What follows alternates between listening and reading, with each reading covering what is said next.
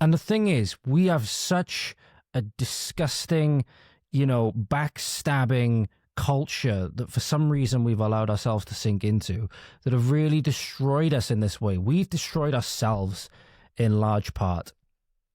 And nowhere is this culture more pronounced and reflective. And I want you to think about how this applies to our wider communities as well, ladies and gentlemen, in the field within the NHS of midwifery.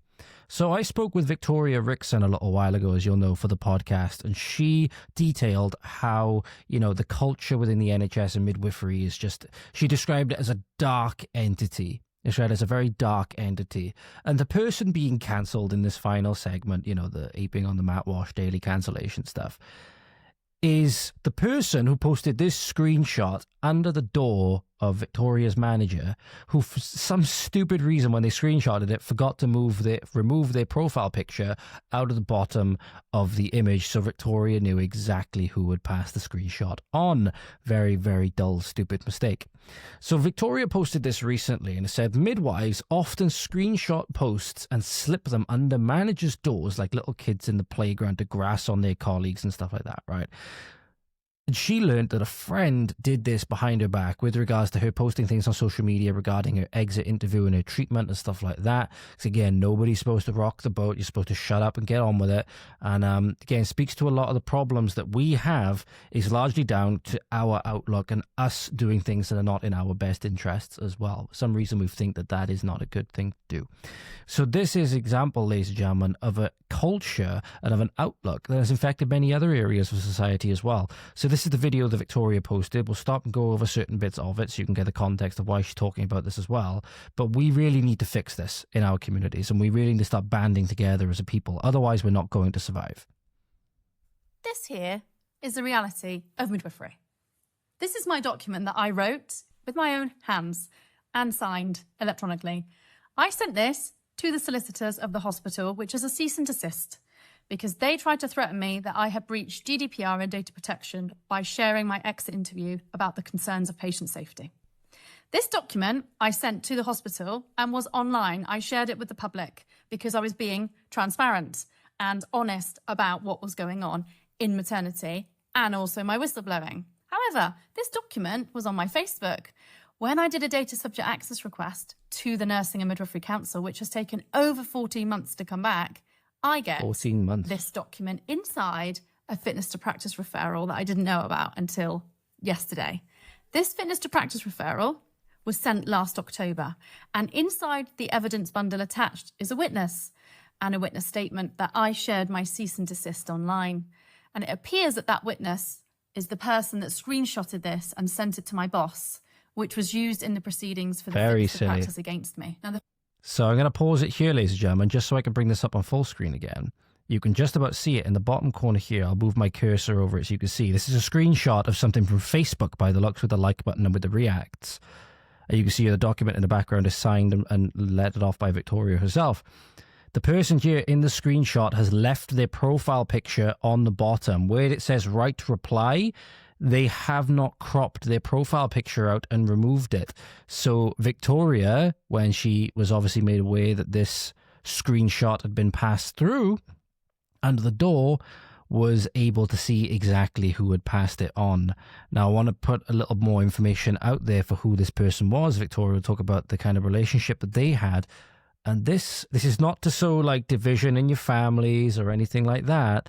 But again, you do have to be careful now, ladies and gentlemen, who you tell things to and who you keep in close company, because it could be the person, it probably will be the person you least expect that will try and bring you down at your either the moment where you're likely to succeed, or you're about to rock the apple cart in some way that they don't like, and they're going to try and go take you down a peg or whatever. The fitness to practice was closed because I don't contract with the NMC. I have nothing to do with them. I'm just a lay member of the public. This person here happens to be a friend of mine. Well, I thought we were friends, but now I've just realised publicly we're not friends. And this is how sad midwifery is, that people act like they're your friends and they're not your friends, but they also sit behind the scenes and wish that they were brave enough to be like you or me and speak up and free themselves from the shackles of the shit show in midwifery. This person here did not take off their photo from this screenshot, and it was put in the evidence bundle. And this person here happens to be a friend of mine. Yes. Rookie mistake if you're going to do this. Now, this friend also took me out for dinner last year to ask me all I was doing with the campaign, how I was getting on, and to be careful, but also I shouldn't deregister off the register. Now, if I hadn't have deregistered, that referral would have meant I probably would have been struck off, because they strike off people who whistleblow because they don't want us on the register. I relinquished my PIN, however, which means they can't touch me. I was much smarter than they were. So she was... So there you go. Victoria Deed, very much so smarter than they were. But again, this goes to show you, gentlemen, you never know where this is going to come from. You never know often where things like this are going to come from. So you have to watch your back. You have to watch your back, ladies and gentlemen. Be careful with who you share things with.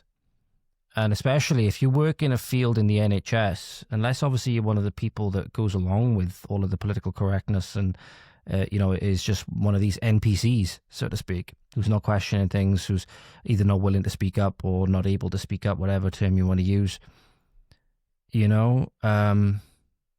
need to watch your back. You need to be careful who you share things with. You need to be careful the company that you keep. My conversation with Justine Winter as well is a big eye-opener for those of you that may not be aware of the culture in the NHS and stuff like that. And sadly, it's a culture that has pervaded all of our workplaces, pervaded all of our social environments. And it is very, very sad. It is very, very sad indeed. And it needs to stop. It needs to stop.